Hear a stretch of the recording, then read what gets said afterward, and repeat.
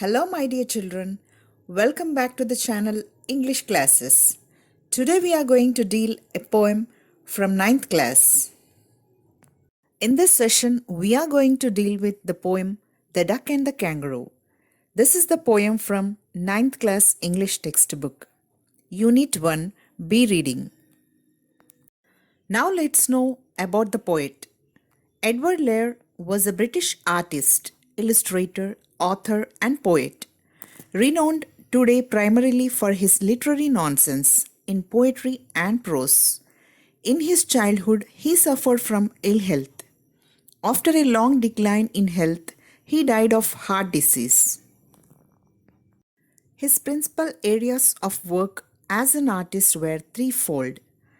As a draughtsman employed to illustrate birds and animals, making color drawings during his journeys. As an author, Lear is principally known for his popular nonsense works, rather than as a travel writer. These show a great ability to use with relish the sound of real and invented English words. The poem, The Duck and the Kangaroo, is a poem with a touch of light humor. Now let's have a gist of the poem. When the tired duck, who was unhappy with her life in the nasty pond, requested the kangaroo to give her a ride on his back, the kangaroo agreed and fulfilled his wish. Here we can see the true love and friendship between the duck and the kangaroo. The message of the poem is that real friend can do anything for the sake of friendship. The duck makes its boredom life into pleasant one with the help of his friend kangaroo. The kangaroo too felt happy in helping the duck. Glossary. Long, want or wish. Hop, move by jumping. Ride, a short journey. The Dee and the Jelly Bow Lee. A wonderful places imagined by the poet. Reflection, thought, a careful thought. Bold, frank. Rheumatis, a disease that makes the muscles and joints painful. Worsted socks, woolen socks.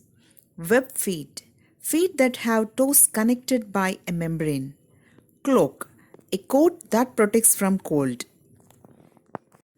Now let's start the poem. Stanza 1. The poem is a dialogue between duck and the kangaroo.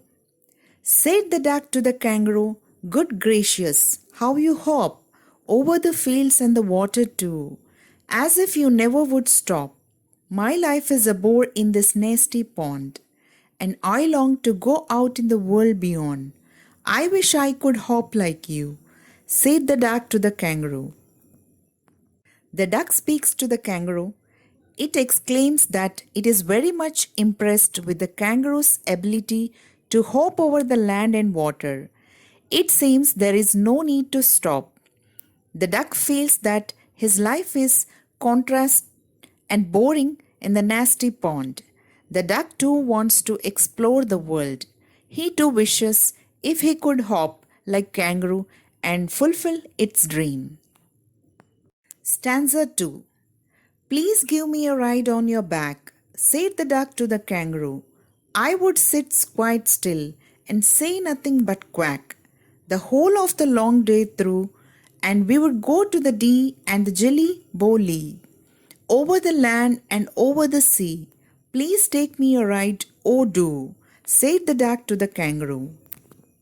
The duck asked the kangaroo to give him a ride on his back. He promises that he would sit silently without any movement and just to say quack all the day. The duck proposes traveling to place like the Dee and the Jelly Bow Lee, crossing land and water while traveling. The duck again requests the kangaroo for a ride on his back. Said the kangaroo to the duck, "This requires some little reflection. Perhaps on the whole it might bring me luck. And there seems but one objection, which is, if you'll let me speak so bold, your feet are unpleasantly wet and cold, and would probably give me the rheumatiz," said the kangaroo. The kangaroo tries to explain the duck that there is a need to consider the proposal of the duck as it may bring good luck to the kangaroo. But the kangaroo has one concern to speak frankly. The duck's wet and cold feet may bring the kangaroo rheumatis, which is a joint inflammation, if the duck sits on its back with those wet feet. Said the duck, as I sat on the rocks, I have thought over that completely, and I bought 4 pairs of worsted socks, which fit my web feet neatly. And to keep out the cold, I have bought a clock, and every day a cigar I will smoke, all to follow my own dear true love of a kangaroo. The duck answers the kangaroo that he had already thought of the concern and had purchased 4 pairs of socks that can fit to his feet. He had also bought a coat to stay warm and had planned to smoke cigar every day to keep it warm, so he may ride along with his dear friend kangaroo. Said the kangaroo, I am ready, all in the moonlight pale, but to balance me well, dear duck, sit steady, and quite at the end of my tail. So away they went with a hop and a bound, and they hopped the whole world 3 times round. And who so happy? Oh who, as the duck and the kangaroo. The kangaroo happily accepted to take the duck to the ride on the same night in the moonlight.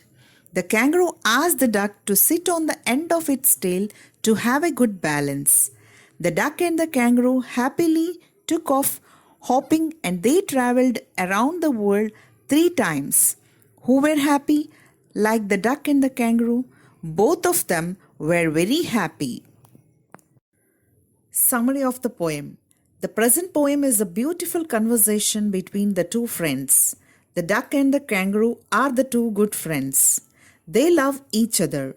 The duck wondered about the kangaroo's ability of hopping over the fields and water. The duck got bored with his life in the dirty pond and wished to come out of the pond and hop like the kangaroo. The duck requested the kangaroo to give him a ride on his back. The duck promised that he would sit quite still and say nothing but quack. He wanted to go to the Dee and the Jelly Bowly. The kangaroo complained that he would give him the rheumatis with his wet and cold feet. The duck showed him a solution. The duck bought 4 pairs of woolen socks which fit to his web feet neatly. He bought a coat to keep out the cold. He wanted to smoke a cigar every day. The kangaroo told the duck that he was ready and asked the duck to sit at the end of his tail. They hopped round the whole world 3 times so happily. Hope you enjoyed the friendship of the duck and the kangaroo.